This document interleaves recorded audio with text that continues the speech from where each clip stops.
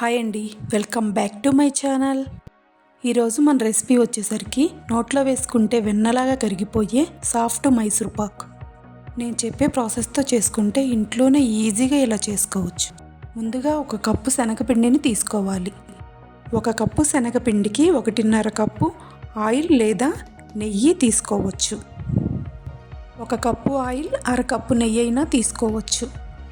ఇలా తీసుకున్న మిశ్రమాన్ని ఉండలు లేకుండా బాగా కలుపుకోవాలి. కన్సిస్టెన్సీ ఇలా రావాలి. ఇలా కలుపుకున్న దాన్ని పక్కన పెట్టాలి. ఇలాంటి ఒక బౌల్ తీసుకొని నెయ్యి అప్లై చేసుకొని పక్కన పెట్టాలి. ఆ ఛానల్ని ఎవరైనా కొత్తగా చూస్తున్నట్టయితే లైక్ చేయండి, షేర్ చేయండి, సబ్స్క్రైబ్ చేసుకోవడం మాత్రం మర్చిపోకండి. ఒక ప్యాన్ తీసుకొని మనం శనగపిండి ఏ కప్పుతో తీసుకున్నామో ఆ కప్పుతో 1 కప్పు పంచదార, 1/2 కప్పు వాటర్ పోసి పంచదార కరగనివ్వాలి.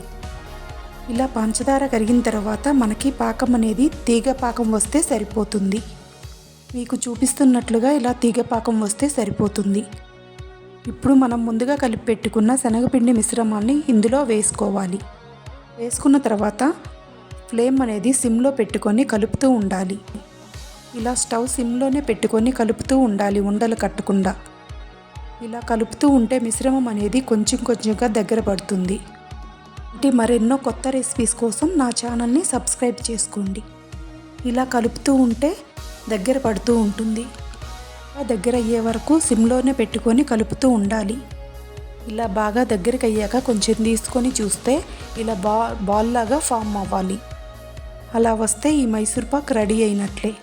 స్టవ్ ఆఫ్ చేసి ముందుగా మనం నెయ్యి రాసి పెట్టుకున్న బౌల్లోకి ఈ మిశ్రమాన్ని వేసుకోవాలి. ఈ మిశ్రమాన్ని అందులో వేసుకొని గ్యాప్స్ ఏం లేకుండా ఇలా స్పూన్తో స్ప్రెడ్ చేసుకోవాలి. స్ప్రెడ్ చేసుకున్న మిశ్రమం 1 గంట సేపు పక్కన పెట్టాలి. గంట తర్వాత ఈ మిశ్రమాన్ని మనకు నచ్చిన షేప్లో కట్ చేసుకోవచ్చు. అంతేనండి, ఇలా ఈజీగా పీసెస్ కట్ చేసుకోవచ్చు. నేను చెప్పిన కొలతలతో చేస్తే ఇలా పీసెస్ ఈజీగా వస్తాయి. అంతేనండి, ఎంతో టేస్టీగా ఉండే సాఫ్ట్ మైసూర్ పాక్ నోట్లో వేసుకుంటే వెన్నలాగా కరిగిపోతుంది మైసూర్ పాక్. అంతేనండి, ఈ మైసూర్ పాక్ ఇంట్లో ఈజీగా చేసుకోవచ్చు. నెయ్యి ఫ్లేవర్తో సూపర్ టేస్టీగా ఉంటుందండి ఈ రెసిపీ. ఇలాంటి మంచి మంచి రెసిపీస్ కోసం నా ఛానల్ని సబ్స్క్రైబ్ చేసుకోవడం మాత్రం మర్చిపోవద్దు. ఈ రెసిపీ అనేది ఫస్ట్ సారి ట్రై చేసినా చాలా బాగా కుదురుతుంది. నేను చెప్పే కొలతలతో చేసి చూడండి ఒక్కసారి. Thank you for watching.